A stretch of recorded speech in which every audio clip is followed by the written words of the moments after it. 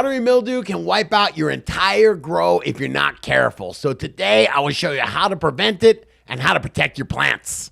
Hey, but before we do, today's video is brought to you by Real Grow Lab. If you want to connect with the best growers from all over the world, get tips and tricks on how to grow the dankest plants possible, and not have to worry about the censorship we get from YouTube, Facebook, and Instagram, go check out realgrowlab.com. Get all kinds of great Grow Talk Q&A. Plus, see all the stuff YouTube won't let me show you in these videos. Sign up and join our growing community over at realgrowlab.com. Or download the app at the Apple or Android App Store. Now let's get back to today's video. Come on, High C, let's get into this one.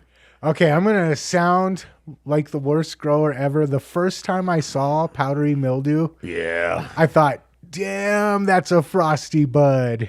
You know what? It's better than me. I saw white flies and went in denial. Just said, those are trichomes, man. These are crystals. Okay. But nope, those are not trichomes. Powdery mildew is dangerous. We do not want to be smoking it. Okay, so let's break down what exactly is powdery mildew. I mean, to keep it simple, it's a fungus. And it's probably one of the most difficult things to deal with as a grower if you get it. How common is it? Is it something that most growers have to be concerned with? If you have a bad environment, or if you have a less than ideal environment that is going to make it favorable for those powdery mildew spores to sporulate, then it's very easy to get. I mean, just one spore. All you have to do is introduce one spore into your grow. Okay, and you mentioned environment. Let's talk a little bit about that.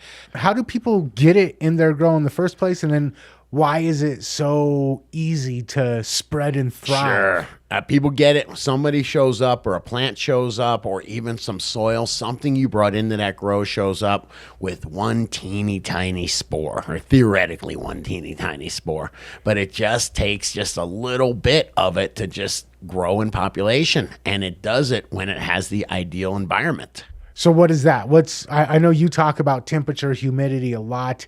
What can we do to our environment to make sure that we don't make an ideal environment for powdery mildew? Right. It's humidity. It really is about, we talk about that VPD zone, the vapor pressure deficit, how fast that the plant can pull water and nutrients from the roots and exhaust them out through its stomata.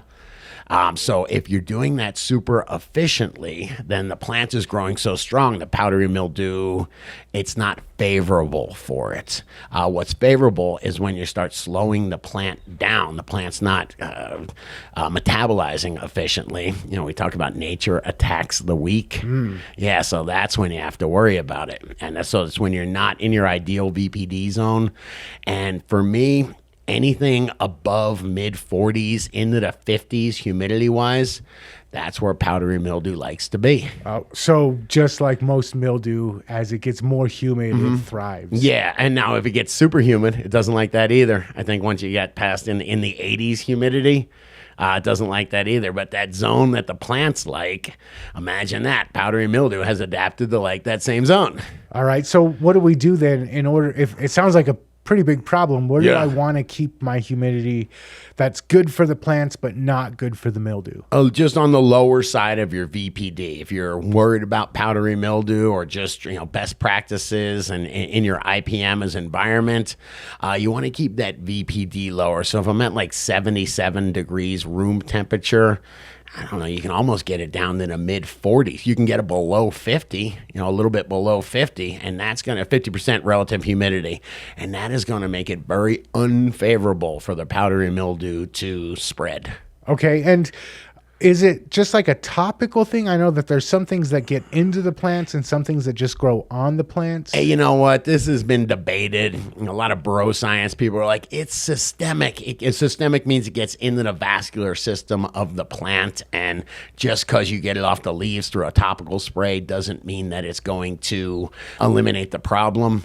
It is not systemic. Powdery mildew is not systemic. It doesn't run through the vascular system of the plant, which is good, meaning if you can kill it on the foliage, if you can eliminate it in the foliage, then you can eliminate it fully. Now, it takes a while, and you got to kill those immature spores that are coming up. What about ventilation inside of your tent? I see that you have a couple of fans besides just the exhaust fan. Does that help with it? Yeah, stagnant air is the enemy. We want air moving all around. If a spore does happen to land on a leaf, it's blown off. It's not easy to get it to colonize. So hard not to say sporulate. And one more thing we all have noticed as growers is when your temperature spikes. Even if your temperature gets high, the air conditioner goes on and lowers it. Temperature gets high and lowers it. For some reason, it loves those temperature spikes as well. So try to keep those to a minimum. So swings in the temperature make it more ideal for the spores to be able to, okay. Yep. All right. Why is this a problem? I immediately just think of like black mold or something. I don't want to be breathing it in, but is it similar to that? Yeah, it's super toxic. The remnants of it and the byproducts of it are really toxic. Can make you sick. I don't know. I've smoked powdery mildew, moldy weed one time, and I got a cough, just a tickle in my throat, cough for like a month. Oh, Yes, it was really a long time. It took me to clear it. So these toxins get into your body. It takes a long time to clear them. Sometimes you don't clear them. Oh, geez. I'm thinking about investment in my grow.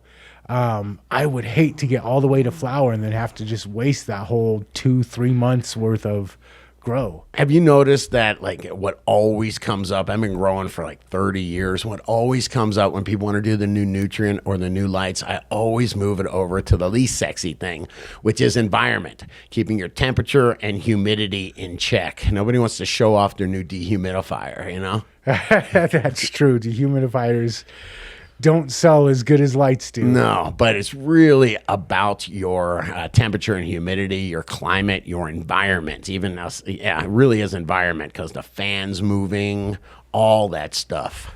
Okay, so let's hypothetically say I found some spores on my plants. They're not crazy yet, but what are some things that I can do? Do I have to throw my harvest out, or is there ways to recoup my harvest? I would certainly quarantine any plants you see.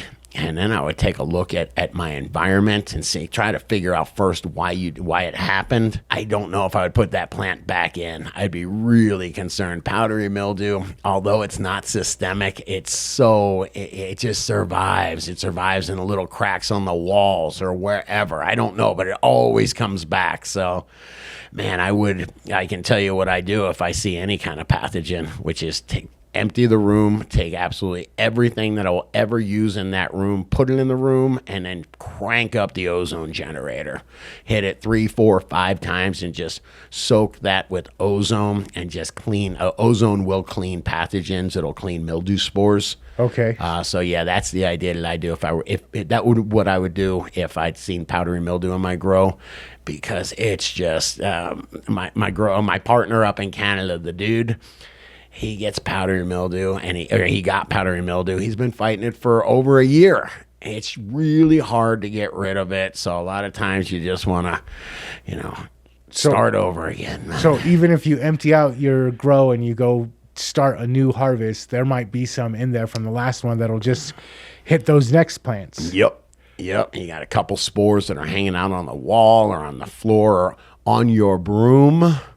Okay. Think about that. I have a broom that I go and I sweep the floor, the grow room floor with, man. On the vacuum cleaner and the vacuum cleaner hose, I take all that stuff, I put it in the grow, and I turn the ozone generator on. The empty grow. You mentioned using ozone. I also have heard you talk about, we talked about lights a little bit earlier in there. Isn't there some sort of light that you can use to help clean out decontaminate your grow? Yeah, very similar to ozone is UV light, and it's just these super short wavelengths. A couple episodes ago, we were talking about the electromagnetic wavelength and all that, and the real damaging ones, the UV and the UVC and the ozone, are all at that very active lower point, and so they're very energetic waves, so they can destroy DNA. So don't grow your plants under No. them. But if you're trying to destroy stuff, go ahead and use them. That's what the UVA is less, that's on the higher end. And UVB is getting even tighter and more violent and destructive. And then UVC will destroy DNA. And same with ozone. Those are my tips for preventing and dealing with powdery mildew. But what about you? Have you ever dealt with it before? If so, let us know your best tip or your worst horror story. Leave them in the comments. And if you like this video, please hit that like button. Please smash that subscribe button.